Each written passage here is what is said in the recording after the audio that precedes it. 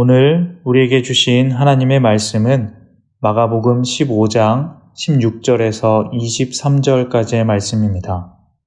하나님의 말씀을 봉독하겠습니다.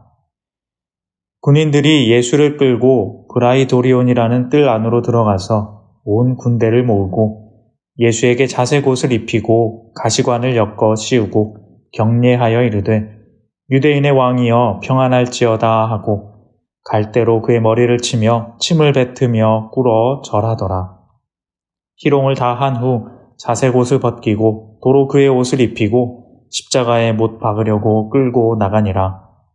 마침 알렉산더와 루포의 아버지인 구레네 사람 시몬이 시골로부터 와서 지나가는데 그들이 그를 억지로 같이 가게 하여 예수의 십자가를 지우고 예수를 끌고 골고다라 하는 곳, 번역하면 해골의 곳에 이르러 몰약을 탄 포도주를 주었으나 예수께서 받지 아니하시니라. 아멘. 황순원의 소나기라는 소설이 있습니다. 어렸을 때 학교 교과서에서 배웠던 소설이기에 다들 아실 것이라 생각됩니다. 소년이 살던 한 시골 동네에 한 소녀가 서울에서 이사를 왔습니다. 개울가 길에서 오며 가며 마주치던 그 둘은 곧 가까워지고 산과 들판을 뛰어다니며 함께 놀면서 즐거운 시간을 보내게 됩니다. 그런데 갑자기 먹구름이 생기고 바람이 불더니 소나기가 내립니다. 갑자기 내리는 비를 맞고 입술이 파랗게 질리고 몸이 떨리는 소녀를 위해 소녀는 수숫단을 세우고 거기에서 비를 피하게 합니다. 비가 그치고 소녀는 소녀를 업고 데려다 줍니다. 그 뒤 며칠 동안 소녀는 보이지 않았습니다. 그리고 어느 날 갑자기 나타난 그 소녀는 많이 알았다고 합니다. 그리고 다시 다른 곳으로 이사를 가게 되었다 합니다. 소녀는 많이 아쉽고 또 그리운 마음이 듭니다. 소녀에게 줄 좋은 호두를 준비하고 잠자리에 누웠는데 어른들이 하는 말을 엿듣게 됩니다. 그 소녀가 여러 날 앓다가 결국 죽었다는 소식을 듣게 되는데 그러면서 소설은 끝이 납니다. 소년과 소녀의 순수하고 슬픈 사랑을 서정적인 문체와 농촌 풍경의 묘사 등으로 아름답게 표현해낸 그런 작품입니다. 이 소설의 원래 제목은 소녀였습니다. 하지만 나중에 중요한 개념인 소나기로 변경되었다 합니다. 이 이야기에서 소나기는 무엇을 의미할까요? 학교에서 우리는 그것을 복선이라고 배웠습니다. 복선이란 소설 등의 이야기에서 앞으로 일어난 사건이나 상황을 미리 암시하는 서사적 장치를 말합니다. 현실에서는 그렇지 않지만 만들어낸 이야기에서는 그 이야기의 흥미와 긴장감을 위한 복선이 존재합니다. 복선을 잘 이용하면 이야기가 더욱 탄탄해지고 소설이 주는 묘미를 한껏 느낄 수 있게 됩니다. 먹구름과 소나기는 지금 즐거운 시간을 보내고 있는 소년과 소녀에게 앞으로 닥칠 슬픈 일에 대한 복선이 됩니다. 새파랗게 된 소녀의 입술은 곧 소녀의 죽음을 암시합니다. 소설을 읽으며 결말 즈음에 갔을 때에야 우리는 그 작가가 심어놓은 장치들의 진정한 의미를 비로소 알게 되고 그 이야기의 감동을 더욱 크게 느끼게 되는 것입니다.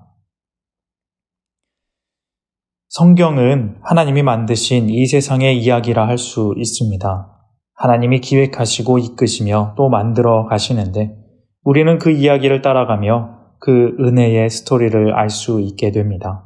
그런데 놀랍게도 하나님 또한 그 이야기에서 더 큰 은혜의 감동을 위해 복선을 놓으십니다. 먼저는 예언서의 예언들이 그 복선이라 할 수 있겠죠. 그리고 또한 구약의 많은 사람들의 이야기나 신약의 예수님의 이야기에서도 크고 작은 복선들이 굉장히 많습니다. 그것들을 하나하나 깊이 바라보면 하나님의 숨겨진 놀라운 사랑을 또한 발견할 수 있는 것입니다. 오늘 말씀 십자가를 지시는 예수님의 이야기에서도 우리는 복선을 발견할 수 있습니다. 빌라도에게 신문을 받으신 예수님은 이제 군인들에게 이끌려 브라이도리온이라 하는 뜰로 끌려갑니다. 이 뜰은 헤롯 왕궁의 뜰인데 거기에 온 군대를 모읍니다. 예수님은 지금 수많은 군인들 앞에 둘러싸여 홀로 계시는 것입니다. 조롱을 받고 있는 것이죠. 참을 수 없는 모욕의 현장이지만 사실 이것은 하나님이 보여주시는 큰 이야기의 복선입니다. 조롱하는 군인들은 전혀 몰랐지만 지금 이것은 이제 온 열방의 진정한 왕이 되시는 예수님, 그러니까 온 군대의 통치자이신 왕 앞에 온 군대가 모인다는 것을 암시합니다. 17절에 보면 그들은 예수님에게 자색옷을 입히고 가시관을 엮어 씌웁니다. 그때 당시 로마에 속한 왕들이 가지는 표지가 바로 이 자색옷과 나뭇잎 화관이었습니다. 그러니 이것도 왕 되신 예수님을 암시하는 것입니다. 18절에는 그 군인들이 이렇게 말합니다. 경례하여 이르되 유대인의 왕이여 평안할지어다. 그들은 조롱하는 뜻으로 그런 말투로 말한 것이지만 이것을 통해서 그들은 예수님이 진정한 왕이 될 것이라는 놀라운 예언적인 행동을 해내고 있는 것입니다. 의도하지 않았지만 전혀 몰랐지만 이것은 하나님의 큰 이야기에서 사용되는 놀라운 복선이 되는 것입니다. 그리고 그것은 지금 우리에게 큰 감동으로 다가오는 실제적인 구원의 사실인 것입니다. 하나님의 복선은 또 있습니다. 20절에 그 군인들이 이제 희롱을 다하고 예수님을 십자가에 못 박으려고 끌고 나갑니다. 그런데 예수님은 이미 채찍에 많이 맞으시고 고초를 당하셔서 무거운 십자가를 끌고 가기에는 몸 상태가 무리였습니다. 그런 상태인 것을 알자 그들은 다른 사람을 세워 십자가를 지게 합니다. 21절입니다. 마침 알렉산더와 루포의 아버지인 구레네 사람 시몬이 시골로부터 와서 지나가는데 그들이 그를 억지로 같이 가게 하여 예수의 십자가를 지우고 먼 시골에 살던 구레네 사람 시몬이 마침 하필 그때 그곳을 지나가게 되어서 예수의 십자가를 억지로 끌고 가게 합니다. 우연히 운이 없게도 시몬이 십자가를 진 것 같지만 이것에도 의미가 있었습니다. 우리가 아는 것처럼 이 시몬의 아들 루포는 로마서에 나옵니다. 주 안에서 택하심을 입은 루포와 그의 어머니에게 문안하라. 그의 어머니는 곧 내 어머니니라 라고 바울이 말합니다. 루포와 그의 어머니는 주 안에서 택하심을 입었다 라고 바울은 말합니다. 그의 어머니는 시몬의 아내이겠죠. 그러니까 시몬의 때부터 그 아내와 아들까지 예수님이 맡기신 이 십자가를 계속해서 지었고 사랑으로 바울과 그리스도인들을 섬겼던 것입니다. 그 아내는 바울이 나의 어머니라 말할 만큼 십자가의 사랑으로 섬겼고 그 아들 루포도 복음을 전하고 교회를 세우는 일에 그 십자가 사역에 신실하게 동참했음을 알 수 있습니다. 그러니 이 시몬의 억지로 대신 지우는 십자가의 이야기는 그리스도의 복음이 이들을 통해 전파되게 될 것이라는 놀라운 이야기를 완성하는 복선 같은 이야기라는 것입니다. 그렇게 그들은 예수님을 골고다라는 곳에 끌고 갔습니다. 그리고 예수님께 몰약을 탄 포도주를 주지만 예수님은 받으시지 않습니다. 몰약을 탄 포도주는 마취제 같은 역할을 하는 음료인데 몰약은 동방박사가 아기 예수님에게 선물로 준 것으로 대단히 귀하고 비싼 향료입니다. 그렇기에 이 몰약을 탄 포도주는 왕이나 귀족들만 마시는 굉장히 귀한 음료라고 합니다. 여기서 예수님께 드린 것은 진짜 몰약을 탄 것이 아니라 말만 그렇게 했다는 이야기도 있습니다. 하지만 이런 표현이 나왔다는 것 또한 왕 되신 예수님을 높이는 암시적 이야기가 되는 것입니다. 이처럼 성경은 계속해서 예수님의 왕 되심과 그 앞으로의 복음 통치 사역을 여러 복선들을 통해서 우리에게 알려주고 있습니다. 이것은 이 십자가의 사역이 그냥 아무렇게나 된 것이 아니라 철저하게 계획되고 치밀하게 짜여져서 놀라운 예술작품처럼 완성된 이야기로 나오게 하기 위한 하나님의 계획하심이 있었다는 것을 알려줍니다. 그런데 그것이 자신을 사랑하는 아들을 죽이기 위한 계획이기에 참 어려운 것이었고, 또한 그 사실이 우리에게는 더 큰 은혜와 감동으로 다가오게 된다는 것입니다. 예수님의 십자가의 길에서 생긴 이 자세한 이야기들은 하나님의 치밀한 사랑의 계획을 우리에게 알려주는 아주 슬프고 또 아름다운 사랑의 예술작품이라 할 수 있는 것입니다.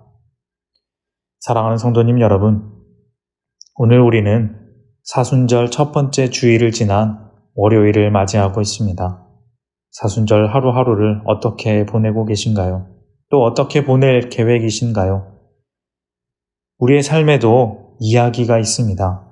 계획이 있고 그 의지대로 나의 삶을 이끌면서 살아가는 것입니다. 나를 위해서는 어쩌면 치밀하게 계획을 짜고 생활할지 모르겠습니다. 밥을 몇 시에 먹고 일을 몇 시간 하고 공부를 이만큼 하고 운동도 시간을 쪼개서 하고 여가 시간도 이 정도 가지고 그렇게 잘 짜여진 플랜을 가지고 양질의 인생을 그 이야기를 만들어갈 수 있습니다. 하지만 우리에게 그 크신 사랑을 보여주신 예수님에게는 나의 계획이 얼마나 치밀한지 생각해 봅니다. 인류를 사랑하신 그 놀라운 은혜의 이야기에 나는 얼마나 반응하고 있는지, 사순절이구나 라며 어영부영 뭉뚱그려 그렇게 지나가고 있지는 않은지 우리의 모습을 돌아봅니다. 하나님은 어쩌면 오늘의 말씀을 통해서 우리에게 그 십자가의 사랑의 이야기의 복선을 던지고 있는지도 모릅니다. 사랑을 알려주는 암시들을 말씀을 통해 계속 힌트를 주시는 것입니다. 이제는 우리가 반응하고 감동해야 할 때입니다. 이번 사순절 그 하나님의 사랑의 복선을 발견하시기를 바랍니다. 십자가의 디테일한 이야기를 통해 나의 삶의 사랑의 디테일을 정하고 실천하시기를, 이번에 교회에서 하는 사순절의 동행 잘 계획하고 실천하시며 뜻깊고 아름다운 그런 예술작품 같은 하나님의 사랑을 느끼는 사순절과 우리의 삶이 되시기를 주님의 이름으로 소망합니다. 기도하겠습니다. 하나님 아버지 감사합니다. 우리가 이 아침에 말씀을 통하여 하나님이 더 깊고 아름다운 사랑으로 우리를 사랑하셨음을 깨닫게 하시니 참으로 감사드립니다. 치밀하게 계획하시고 만드신 그 십자가의 길을 슬프고 힘들지만 한 걸음 한 걸음 밟아가며 복선을 지나치며 걸어가셨던 그 예수님의 사랑을 우리가 깨닫고 더욱 감사하며 더욱 사랑하며 살아가게 하여 주시옵소서. 그렇게 말씀을 통해, 예배를 통해, 그리고 우리가 정한 디테일한 믿음의 행동들을 통해 그 사랑에 보답하는 귀한 사순절과 우리의 인생이 되도록 하나님 함께하여 주시옵소서. 예수님의 이름으로 기도하옵나이다. 아멘.